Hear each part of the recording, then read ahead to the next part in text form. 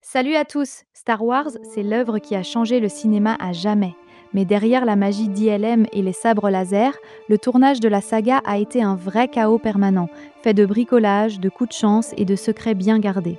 Aujourd'hui, on ne va pas parler de l'histoire des films, mais de ce qui s'est passé derrière la caméra.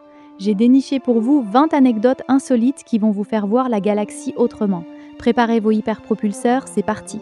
Première anecdote, le destin de Luke Starkiller. Dans les premiers jets du scénario en 1973, notre héros ne s'appelait pas du tout Skywalker, mais Luke Starkiller. George Lucas a gardé ce nom pendant une grande partie de la pré-production. Ce n'est qu'au moment de commencer le tournage qu'il a réalisé que Starkiller sonnait un peu trop comme un nom de méchant. Il a finalement opté pour Skywalker, un nom beaucoup plus poétique. Deuxième anecdote, Chewbacca, le meilleur ami de l'homme. Si vous vous demandez d'où vient le look de Chewie, ne cherchez pas dans les étoiles, mais dans le jardin de George Lucas. Il possédait un malamute d'Alaska nommé Indiana. Ce chien était tellement massif qu'il s'asseyait sur le siège passager de la voiture de George, sa tête dépassant la sienne. C'est cette image d'un copilote poilu et fidèle qui a donné naissance au Wookiee. Et pour la petite histoire, c'est aussi ce chien qui a donné son nom à un certain Indiana Jones. Troisième anecdote, R2D2, une histoire de bobine. Le nom du droïde le plus célèbre de l'histoire ne vient pas d'un générateur de noms futuristes, mais d'une salle de montage.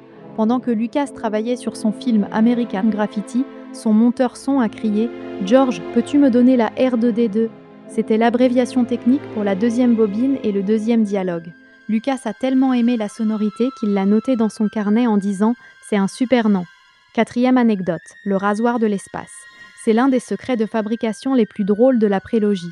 Dans l'épisode 1, on voit souvent le maître Jedi Qui-Gon Jinn utiliser un gadget ultra sophistiqué pour communiquer. En réalité, ce n'était pas un accessoire coûteux, mais un simple rasoir pour femme de la marque Gillette. Les accessoiristes l'avaient juste repeint et décoré avec quelques petites pièces métalliques pour qu'il ressemble à un appareil futuriste. Liam Neeson a donc passé tout le film à parler à son rasoir. Cinquième anecdote, l'accident de tête le plus rentable du cinéma. C'est l'erreur la plus célèbre de la saga. Dans l'épisode 4, alors qu'une escouade de Stormtroopers entre dans une salle de contrôle, l'un d'eux se cogne violemment le front contre une porte trop basse. L'acteur ne voyait quasiment rien à travers son casque. Lucas a trouvé ça tellement drôle qu'il a gardé la scène. Dans les versions numériques récentes, il a même ajouté un bruitage d'impact pour accentuer la gaffe. Sixième anecdote, le traumatisme de Jango Fett. George Lucas adore les rappels visuels. Pour faire un clin d'œil au Stormtrooper maladroit de 1977, il a inséré un gag similaire dans l'attaque des clones.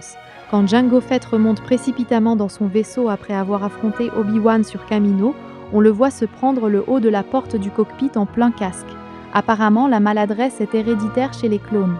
Septième anecdote, une chaussure et une patate dans l'espace. L'équipe des effets spéciaux de l'époque aimait bien faire des blagues.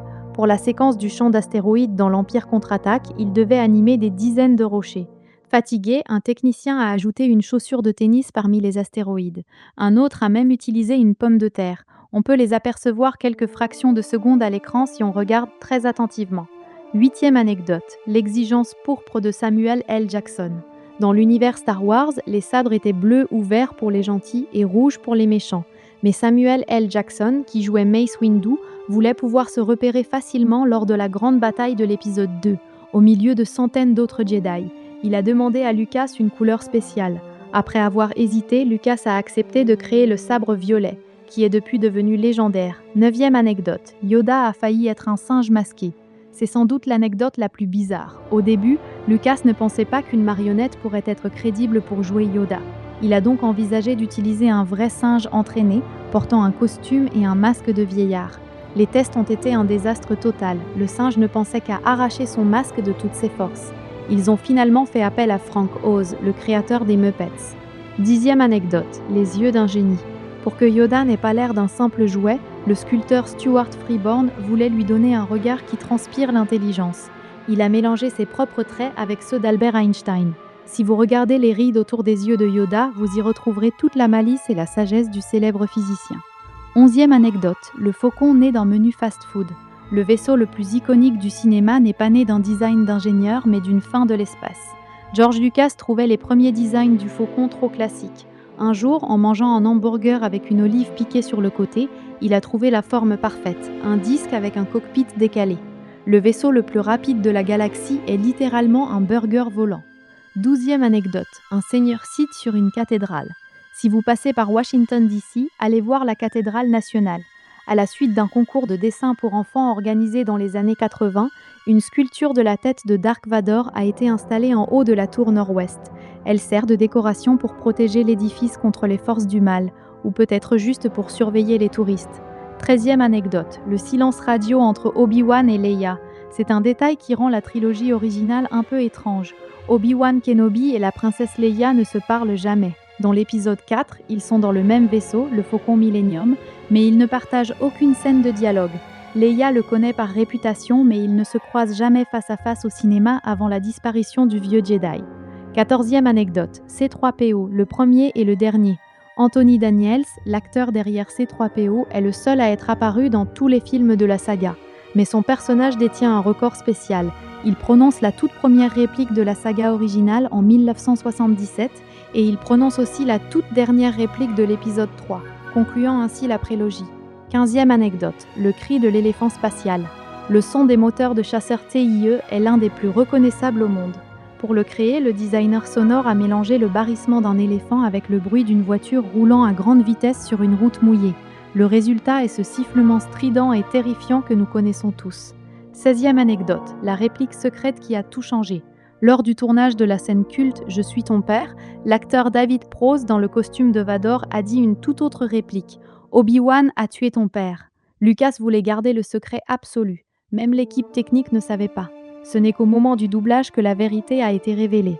Mark Hamill, lui, avait été prévenu juste avant la prise pour que sa réaction soit sincère. 17e anecdote. Harrison Ford voulait tuer Han Solo. Dès le tournage de l'Empire contre-attaque, Harrison Ford essayait de convaincre George Lucas de faire mourir Han Solo. Il pensait qu'un sacrifice héroïque donnerait plus de poids au film.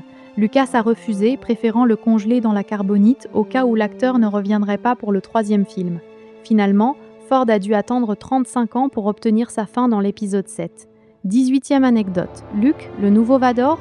George Lucas a longtemps hésité sur la fin du Retour du Jedi.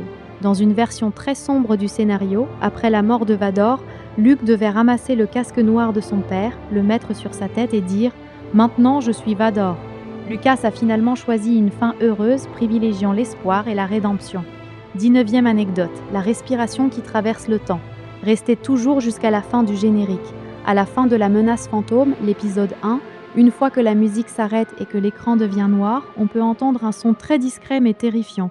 Le bruit de la respiration mécanique de Dark Vador. C'est la façon de Lucas de nous rappeler que son destin est déjà scellé. 20e anecdote, l'idylle secrète du tournage. On termine avec une histoire qui est restée un secret pendant 40 ans avant d'être confirmée. En 2016, dans ses mémoires, Carrie Fisher a révélé qu'elle et Harrison Ford avaient eu une liaison passionnée pendant le tournage du premier film. Elle avait 19 ans, il en avait 33. Quand on revoit leur dispute dans le Faucon Millennium aujourd'hui, on comprend mieux d'où venait toute cette électricité. Et voilà pour ces 20 anecdotes. Star Wars, c'est autant de magie à l'écran que de folie en coulisses. Laquelle de ces histoires vous a le plus surpris? Dites-le moi en commentaire. Petit pouce bleu, on commente et que la force soit avec vous.